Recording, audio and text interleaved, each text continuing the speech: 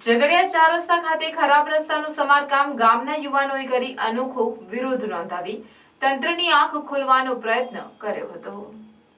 ઝઘડિયા તાલુકામાંથી પસાર થતા અને રાજપીપળા, અંકલેશ્વર અને ભરૂચ વાલિયા નેત્રંગને જોડતા તમામ રાજ્ય ધોરીમાર્ગો તથા સરદાર પ્રતિમાર્ગ ધોરીમાર્ગ અને ગામડાઓને જોતા તમામ રસ્તાઓ બેહાલ બન્યા છે। તંત્ર દ્વારા ખાડાઓ પૂરવાની કામગીરી કરવામાં આવે છે, પરંતુ ભારે વાહનો અને ઓવરલોડ વાહનોના કારણે જેસે થેની પરિસ્થિતિ ઊભી થાય છે અને સમારકામ પાછળ ખર્ચેલા સરકારના લાખો રૂપિયા વેડફાઈ રહ્યા છે। ઝઘડિયા ગામના યુવાનોએ રોડ રસ્તા બેહાલ બાબતે અનોખો વિરોધ નોંધાવ્યો હતો। યુવાનોએ જાતે ધોરીમાર્ગના પાવડા ત્રિકમ લાવી ખાડાઓ પૂરી તંત્રની આંખો ખોલવાનો પ્રયત્ન કર્યો હતો।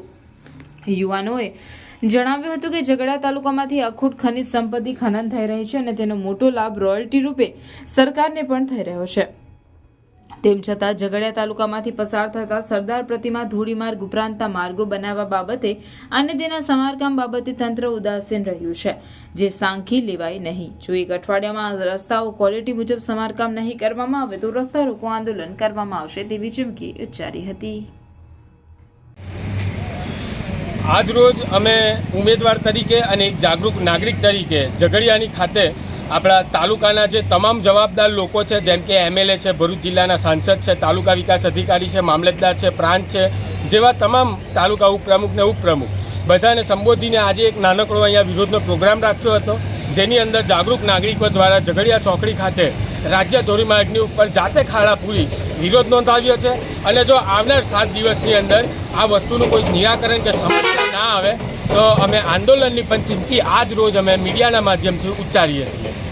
લગભગ હજારોની સંખ્યામાં વાહનો અહીંથી જાય છે અને અહીંયા ગાડી જીએમડીસી, જીઆઈડીસીની ઓવરલોડ ગાડીઓ, એ ઓવરલોડ ગાડીઓના કારણે અહીં ગાડી રસ્તા ખરાબ થઈ ગયા છે ને તંત્રનું અહીંયા એ ઓવરલોડ ગાડીઓ પછાડી કોઈ પણ નિયંત્રણ નથી ને અહીંયા ગાડી આ રસ્તો ખરાબ છે, લોકો વિરોધ કરે છે તોય પણ આ કોઈ અધિકારીઓ કે કોઈ નેતાઓ કોઈ સંભળતા નહીં। હમણાં 2 દિવસ પહેલાં પણ એક અમારા ગામના એક આખું પરિવારનું એક્સિડન્ટ થયું છે અને એક એમાં ડેથ બી થઈ ગઈ છે અને બીજા પરિવારો અત્યારે હાલ હોસ્પિટલમાં એડમિટ છે।